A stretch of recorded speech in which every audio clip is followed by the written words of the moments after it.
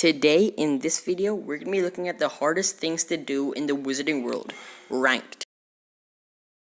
What's poppin', guys? Hope you guys have an amazing day, and today for you guys, we're going to be discussing what are the hardest things you can do in the magical world.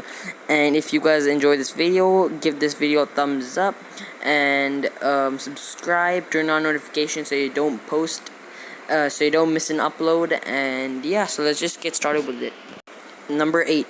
The False Memory Charm. The False Memory Charm is used by Hermione at the start of the Deathly Hallows Part 1. Basically what it is the False Memory Charm is an incredibly difficult charm in which you can use to add or remove memories from a particular specific person. Hermione uses this and erased every memory of herself from her parents' minds so that if the worst happened to her, her parents wouldn't be sad or disappointed or upset as the worst happened to their daughter.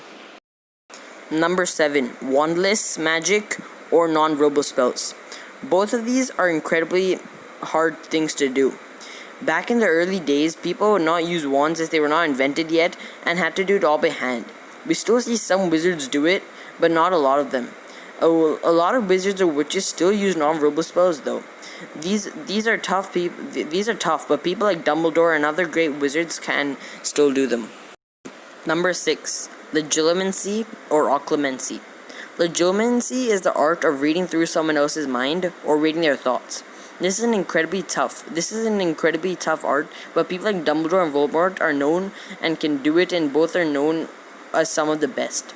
Now, is there a way of stopping legilimens into your mind?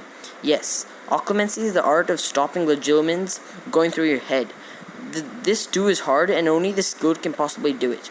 The best one I can think of is probably Severus Snape, as he stopped Voldemort, who is of course known as one of the best legilimens. He stopped Voldemort from getting into his mind. Number 5.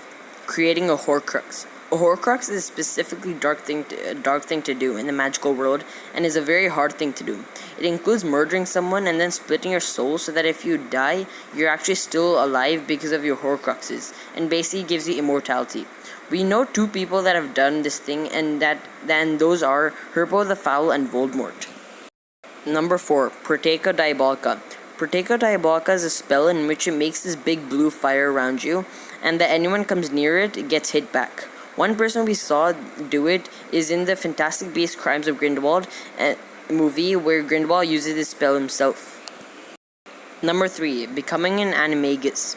Becoming an Animagus is not an easy thing to do. It needs immense focus and practice. Some people actually do this at such a young age, which is so incredible.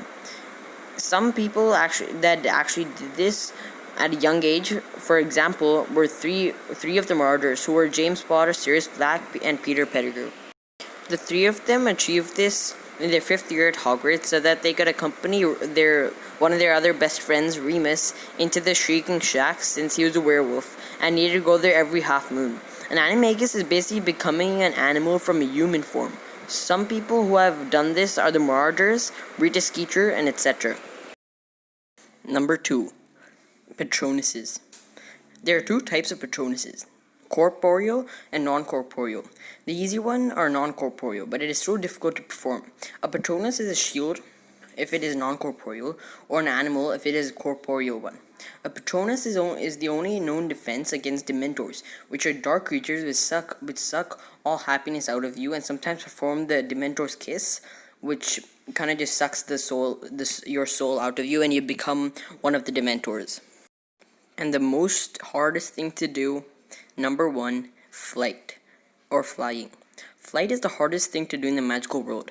It needs concentration beyond normal people, and it is used in the Deathly Hallows by Voldemort and Snape both. It is a mystery where Snape got a skill of flying, but Voldemort is incredibly powerful, so he could have just easily learned it. Some people think that Snape learned it from Voldemort, but that would just be really, really hard to do, to learn from looking at someone else without having a teacher. But yeah, Snape in the end is a very skilled wizard. So that's it for this video, guys. If you guys enjoyed this, then make sure you give it a thumbs up, hit that subscribe button, and blast that notification bell. Change it to all if you have to, so you get notified every time I upload. And yeah, so if you guys agree or disagree, again, put it down in the comments below and mention why. and I'll reply to you. If I see it, definitely I will reply to you, and I'll take your feedback. And so until next time, see ya.